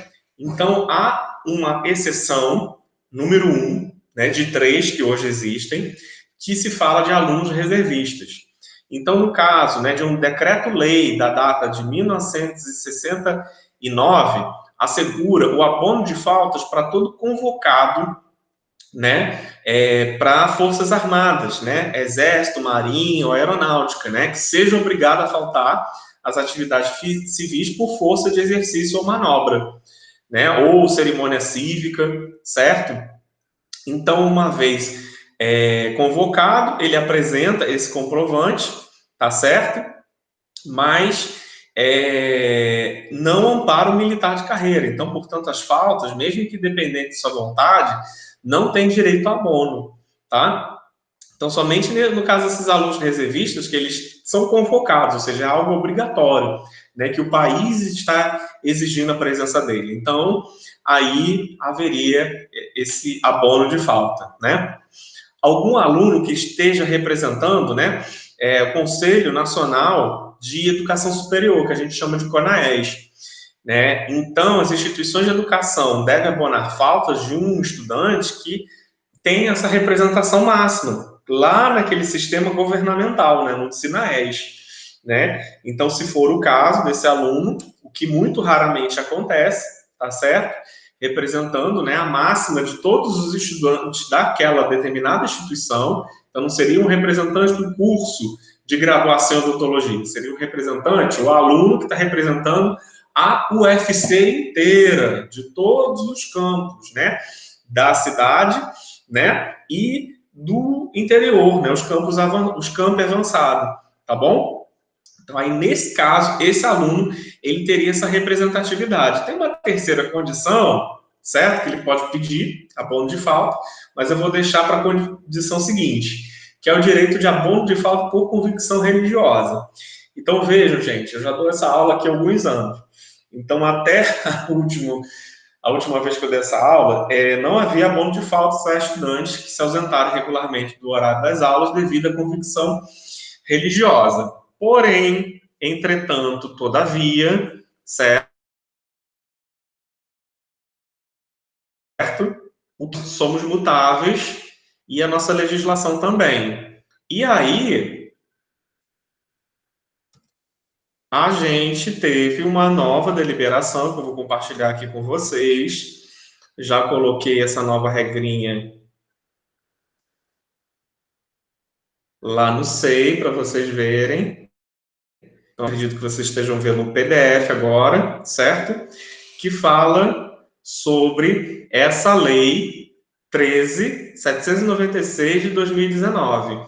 Então, o aluno regularmente matriculado em instituição de ensino pública, ele, né, tem o direito, mediante prévio e motivado, a ausentar-se de prova ou de aula marcada, né, de acordo com as suas convicções religiosas. Então, a forma de reposição substitutiva seria a prova ou aula de reposição a ser realizada em data alternativa, né, no turno de estudo do aluno ou outro horário agendado, né, trabalho escrito, né, e essas prestações alternativas devem observar os parâmetros curriculares e plano de aula do dia da ausência do curso, certo? Então, existe, né, essa lei, né, que dispõe, né, da alteração da LDB, né, de 1996, e que aí acaba dando mais ou menos 2 anos para adequação das instituições de ensino superior. Ou seja, vai ter uma lei, né, única a partir do ano de 2021, a partir do dia 3 de janeiro de 2021, que isso é fatual em toda instituição, seja faculdade, seja centro universitário e seja universidade, tá bom? Então, assim, já está valendo, mas as instituições têm esse tempo, né, para poderem se adaptar, tá certo? Então, durante esse tempo, é lógico, né, que muito delineamento, né, do colegiado, de um curso de graduação, né, para mostrar a importância, né, de se cumprir, né, essas novas regras, né, mas também vendo a praticabilidade disso, certo? Então, por exemplo, em condições de instituição que já tem um professor horista, então a instituição ela vai pagar mais horas, né, de aula em outro horário, né, do professor, porque o professor ele não pode estar aplicando uma prova para uma pessoa no outro horário, né, e deixando deficiente o ensino que estaria dando para os outros alunos, né, regulares. Então, são coisas, assim, logísticas que precisam ser pensadas, né? Não existe uma única via nesse sentido. Mas, de acordo com a lei, é isso que a gente tem, certo? Ah, mas, professor, eu concordo ou não concordo com um ou outro caso, né? Bom, né, podem existir concordância ou discordância. O fato é que a gente tem que cumprir o que a lei assim determina, certo? Que são coisas que são votadas pelos representantes que nós elegemos para nos representarem e eles escolheram esses caminhos, certo? Não quer dizer que no futuro talvez volte ao que era antes, né? Bom, a lei é bem flexível de acordo com a sociedade, né? Então, esse é um exemplo, por exemplo, né, que está além, né, da minha última aula e que mostra que alguns pequenos critérios vão se adaptando. Ou seja, então, se você for convocado, né, por uma instituição militar, se você está representante lá como discente no CONAED, e se você faltou por uma convicção religiosa, por exemplo, né, sexta-feira você não pode assistir aula, né, por estar em recolhimento, ou sábado dia, que também seria um outro turno praticável, né, dentro da UFC, na maioria das instituições, né, que às vezes flexibiliza um pouquinho o horário, né, além das 40 horas, tem um turno que completaria mais 44 horas semanais, né, de sábado dia. Então, seria esse o caso a se pensar, tá bom? Opa, peraí. Só um segundo, que não está andando aqui. Pronto. Só um segundo. Tela cheia. Ok. Então, entendido, passado essa parte, né? A gente vem na questão da doença, né? Porque a questão da doença também não seria um modelo, né? Para a gente poder referenciar, né? De que está tendo uma necessidade desse nosso aluno faltar, né? Então, vejo, as situações que a falta das aulas, né, podem ser exercidas por exercícios domiciliares, tem uma regulamentação desde a data de 1969. Então, quando aquele aluno ele precisa faltar muito, e aí vem cheio de atestado, por exemplo, para você diretamente docente ou para o curso, ele tem que dar entrada numa condição que se chama de regime especial, certo? Então, essa aplicação do regime especial, ela precisa ser conversada. Se às vezes a disciplina é só clínica, como é que o aluno ele vai fazer, por exemplo, um semestre inteiro de atendimentos em boca na casa dele? Ele vai testar em quem? Ele vai chamar o pai, a mãe para poder fazer um canal, extrair um dente? Não tem como, entendeu? Mas se às vezes a disciplina é teórica, pode haver uma substituição, como a gente tem visto como praticável, ainda mais nessa situação da Covid, né? Então, existem algumas condições especiais também do aluno com uma doença ou uma condição de saúde mais longeva, né, que precise dessa atenção especial. Então, em caso de incapacidade física relativa, incompatível com a frequência dos trabalhos escolares, né, ocorrência isolada ou esporádica, né, duração que não passa o máximo ainda admissível, né, em continuidade do processo pedagógico, ou seja, que seja inferior a um semestre, né? Então, essa pessoa, por exemplo, já tive casos, né, de regime especial para alunos que tiveram um acidente grave de moto, né? Então, quebraram a perna, tiveram que passar por várias cirurgias, né? Então, ele está acamado, mas assim, ele está consciente, né? Ele pode estar estudando, fazer atividades de forma mais flexível, certo? Então, olha aqui as condições: síndromes hemorrágicas, asma, pericardites, afecções osteoarticulares, problemas ortopédicos, reumáticos, sabe? Então, existem essas condições, né, de regime especial que podem ser celebradas, sem problema nenhum, tá? A aluna está grávida, ela pode solicitar regime especial? Também, certo? Então, ela pode solicitar o regime especial desde uma lei de 1975, que dispõe que a partir do 8º mês de gestação e durante 3 meses, a estudante grávida ficará assistida pelo regime de exercícios domiciliares. Então, como a norma anterior, que fala do regime especial, né, não poder ser superior ao período letivo, né? Então, se pensa, grávida a partir do 8º mês. Mas ela pode ter condição até o 9º mês, né? Depois que teve o nenê, realmente ela vai ficar exclusiva para o nenê, né? Mas haveria essa flexibilidade de 4 meses. Por quê? 5 meses você já teria a representação do semestre letivo. E como prevê o regime especial, algo que não exceda o tempo, né? Se você começa, geralmente, o semestre, fevereiro, março, abril, maio, lá para junho, né, você está terminando com prova, né, de verificação suplementar lá para julho, certo? Então, pega, assim, quase que essa semestralidade, né? Então, não tem como ser mais do que esse tempo, assim, de 4 meses, porque já caracterizaria o quê?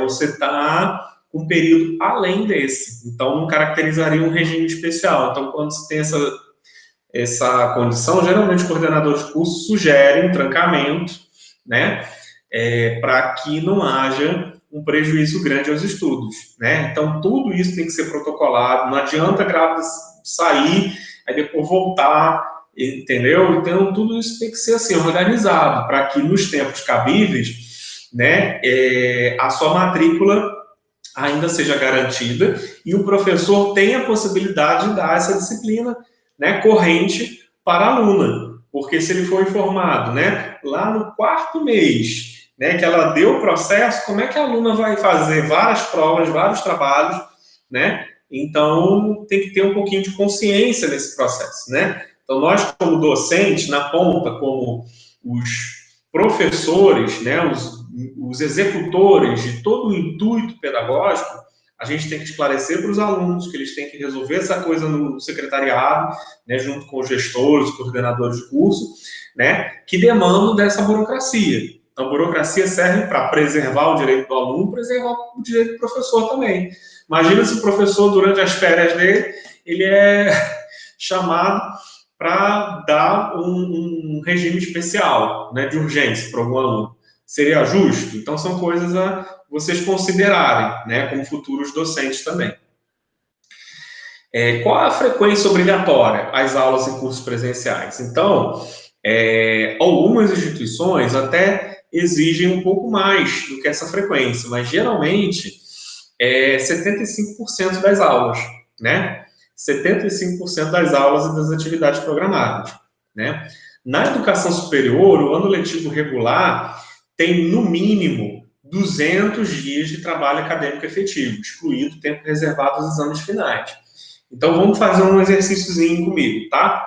Então, às vezes, a gente tem teores qualitativos da educação superior e, às vezes, teores quantitativos. Então, esse é um outro exemplo, além da questão dos estágios, da curricularização da extensão, das atividades complementares. Então, vamos calcular aqui comigo. 200 dias letivos no ano. Então, 200 dias em 12 meses no ano. Então, cada semestre eu vou ter quantos dias? 100 dias letivos. Tá bom. Então, quer dizer que cada semestre eu vou ter que acondicionar em 100 dias letivos. Quem me diria quantos dias letivos, mais ou menos, são em meses? Bom, 3 meses são 90 dias. 100 dias seria o quê? Os 3 meses e meio, né? Tirando as provas, 4 meses, certo? Ah, então peraí, 4 meses. Isso me faz perceber por que daquelas regrinhas anteriores que não poderia exceder o quê? Os 4 meses, os 3 meses depois do nascimento da criança e 1 mês entre o 8º e o 9º período, no caso das grávidas, né? Ou seja, eu não posso exceder os 4 meses, porque o meu semestre teria, em média, em todas as instituições do país, 4 meses. Né? Cada mês tem quantas semanas mesmo? Uma média de umas 4 semanas, às vezes faz um cálculo de 4 semanas e meia, mas para facilitar, 4 semanas.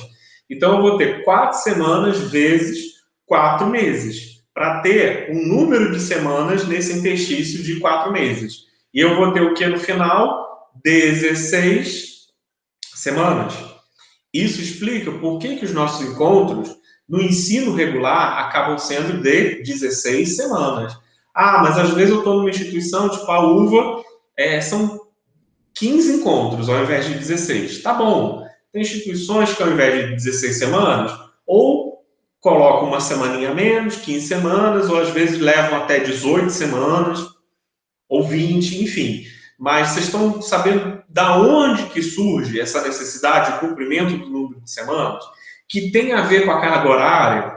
Então, agora vocês começam a entender por que na UFC a gente fala desse sistema de créditos, né? Então, um crédito equivale ao quê? A 16, ou seja, 16 semanas, certo? Então, se eu tenho essa disciplina aqui da didática do ensino superior, são 2 créditos. Então, no final, aqueles cumpridores de todas as atividades vão ter 2 vezes 16, ou seja, 32 horas. Algumas disciplinas, elas são dadas no modelo regular, ou seja, toda semana eu vou ter aquela carga horária equivalente ao número de créditos no meu mapa semanal de disciplinas. Ou pode ser que eu condense isso numa forma modular, que é o que a gente está fazendo por conta da pandemia, certo? Há essa flexibilidade nos cursos de pós-graduação. Já nos cursos de graduação, para não se perder muito o fio da meada, a gente faz no modelo regular fixo, certo? mas na pós-graduação a gente usa muito o modelo modular, que é inclusive estimulado pela instituição, tá? Então, nesse modelo modular, o que a gente faz? A gente dobra a carga horária de 2 horas para 4 horas. Então, ao invés de 16 semanas, dobrando a carga horária, a gente encurta esse nosso interstício para 8 semanas. Então, estão percebendo que em 8 semanas a gente vai ter uma carga horária atribuída em atividades assíncronas e síncronas de 8 horas, o que equivale a 32 horas. O mesmo do que dois créditos multiplicados por 16, que daria as mesmas 32 horas. Complicou a matemática? Não, acho que não, né, gente? Então, somos, por natureza, muito quantitativos, né, da biotecnologia. Acredito que vocês tenham entendido, nesse momento, o porquê dessas 16, tá bom? Então, fica mais fácil saber quantos créditos vocês precisam completar para a pós-graduação, que são 30, certo? Do que saber a carga horária final, que é 30 vezes 16. Aí vocês vão ter a carga horária final do curso de pós-graduação, tá bom? E EAD, professor? Existe ensino à distância na graduação? Sim. A LDB, ela regulamenta, né, no artigo 80, EAD, né, em todos os níveis e modalidade de ensino. Então, a graduação, pós-graduação, tá certo? E também na educação básica, tá? Só que existem limites, né? O limite do ano de 2016 foi que não ultrapassasse 20% da carga horária total do curso.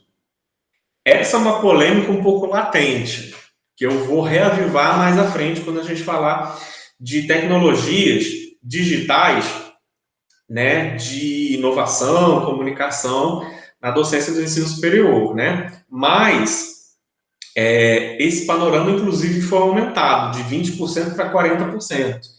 E ainda não está resoluta essa questão, exceto para o curso da medicina, que quando foi deliberado 40% para todos os cursos no país, houve uma retaliação grande, né, da área da medicina contra, e aí foi homologado pelo menos, excetuando a medicina, desses 40%, né? Mas, por exemplo, odontologia, enfermagem, outras áreas da saúde ainda não estão com essa negativa ainda homologada, estão em pedidos em curso, ainda não assinados. Por quê? Justamente um pouco antes, né, dessa pandemia, então isso é algo bem recente, bem latente, né, no ano de 2020, que foi promulgada essa orientação, né, com o antigo ministro da Educação, que deixou a pasta já há alguns meses, e que ainda não finalizou, por ordem da pandemia, né? Então, é algo que a gente comenta um pouquinho mais à frente, não está plenamente esclarecido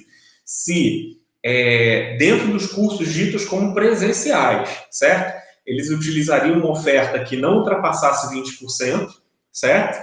Ou chegariam, de fato, a 40%, né? A UFC, ela não chega, né, nos cursos presenciais, né, normalmente, né, a 20%, mas nesse período de exceção, que é um período chamado de calamidade pública pela LDB, existem possibilidades alternativas de se tratar as temáticas do ensino, certo? Então, em períodos excepcionais de calamidade pública, né, foi promulgado, né, a portaria 544, que prevê até o final do ano, desse ano de 2020, né, em dezembro, a possibilidade do recurso EAD para nos subsidiar o ensino, tá bom? Em todos os níveis. Então, são discussões pertinentes, porque um dia a gente vai retornar ao normal, espero, e a gente vai ter que se debruçar em cima disso, né, do que é realmente legitimado, porque a gente tem essa cobertura de tudo virtual, em termos de teoria, até o final do ano, e depois a gente vai ter que ver o que é que o Ministério vai dizer, né, que nós, professores, deveremos regulamentar. Vocês sabiam que o nosso país tem 2 línguas oficiais? O Brasil, ele tem a língua portuguesa e tem a linguagem brasileira de sinais, que a gente usa com o nome de Libras, certo? Então, né, aqui eu falei um oi para vocês, né?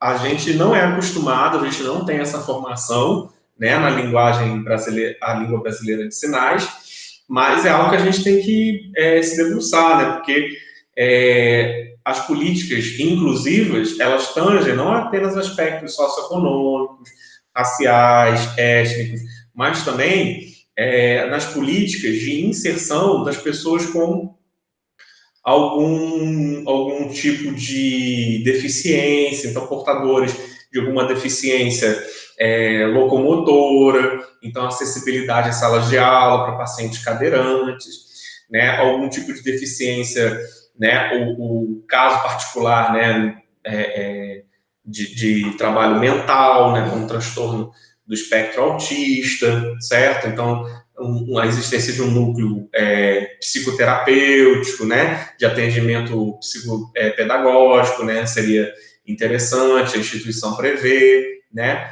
um tempo a mais para execução de provas, né, como no caso do aluno com TEA, né, com transtorno de espectro autista, no caso do aluno que tenha cegueira, né, que ele tenha teclados inclusivos, né, adaptáveis, né, para que ele possa, né, tocar e sentir o braille no teclado, né, no laboratório de informática, por exemplo, que ele possa ouvir, né, uma determinada aula, né, então essa aula ser ouvida, né, diante da sua deficiência visual, e que no caso do surdo, certo, tenha também um intérprete, né, o que é um pouquinho mais difícil de você ver as instituições realizando, né? Então, uma instituição privada contratar um intérprete exclusivo de Libras, que o intérprete ele não precisa ser o professor, mas também a instituição não pode obrigar o professor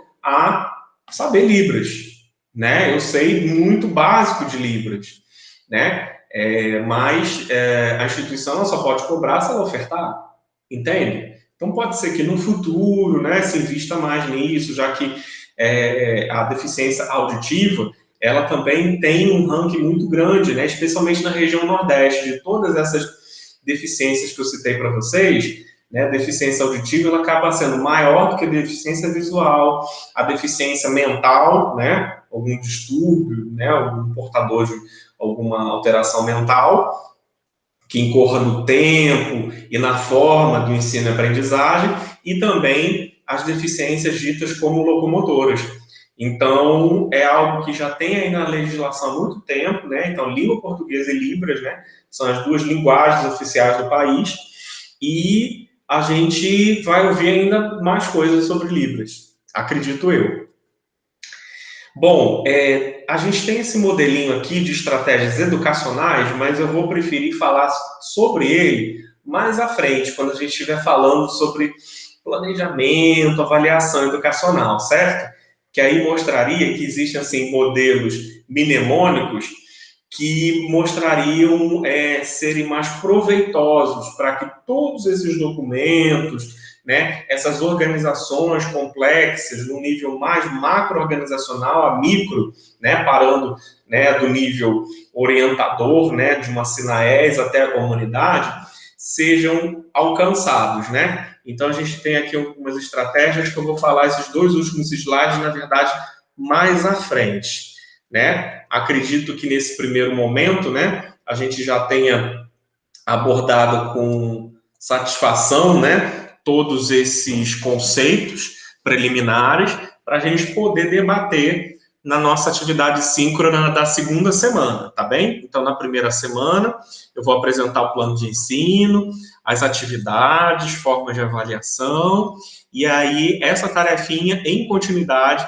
é que vocês vão assistir, anotar suas perguntas e a gente vai interagir no plantão Tira Dúvida da segunda semana. Tá bem, gente? Então, boa semana para vocês, tudo de bom. Até lá. Tchau, tchau.